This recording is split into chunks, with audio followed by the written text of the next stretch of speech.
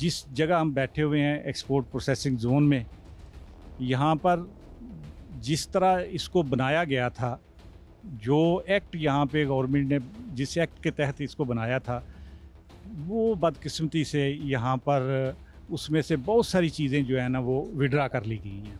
अच्छा, तो जबकि मिसाल के तौर पे हमें यहाँ पे इनकम टैक्स नहीं देना होता, हमें यहाँ पे सेल टैक्स नहीं देना होता जो एक्ट कहता है, लेकिन उसके बावजूद हम दे रहे हैं, हमसे हमें लिया जा रहा है। बजट में तो आपको टारगेट किया गया है जी, वो हमसे लिया जा रहा है।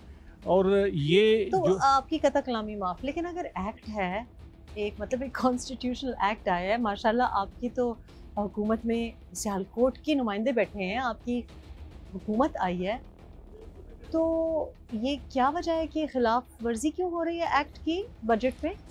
हमने इसके लिए इन्वेस्टर काउंसिल ने, सियालकोट चैम्बर ने, हमने बहुत कोशिश की है।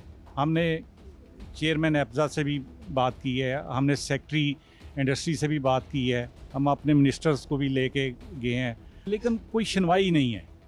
ब्यूरोक्रेसी ने इस किस्म की हर्डल डाल दी हुई हैं कि वो इम्प्लीमेंट नहीं होने देते। अच्छा, ये हर सवाल मैं हर प्रोग्राम में, हर सोशल मीडिया पोस्ट में मैं ये सवाल पूछती भी हूँ, उसका जवाब भी देती हूँ, और सबसे ये पूछती हूँ अपनी भी करेक्शन के लिए कि ये बाबूस का क्या काम है कि जो मैन्युफैक्चर कर रहा है या जो इंडस्ट्रियलिस्ट है, जो बिज़नेस कर रहा है, उसको पता है ना बिज़नेस कैसे करते हैं।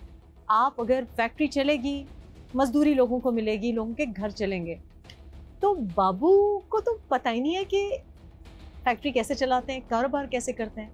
तो कारोबारी तबके के लिए, इंडस्ट्रियलिस्ट के लिए जो बाबूज हैं वो क्यों ज़िंदगी दोभर कर रहे हैं, और मुल्क की जो मईशत है, ये जो इसका जो पहिया रुक गया है, ये बाबूज नहीं जाम कर रहे?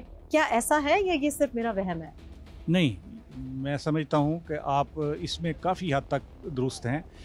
बाबूज का काम जो है ना, बेसिकली तो ये होना चाहिए कि वो फैसिलिटेट करें, हमें हमारे मामलात को बेहतर अंदाज में करें, लेकिन ये नहीं होता। आप देखें मौजूदा बजट जो आया है, बजट में यहाँ पे जितने इंडस्ट्रियलिस्ट बैठे हैं, हम सब टैक्स देने के लिए तैयार हैं, कोई इशू नहीं है हमें टैक्स देने में। हमें एक फॉर्म दिया जाए, हमें बताया जाए कि इतना टैक्स आप देंगे, हम देंगे।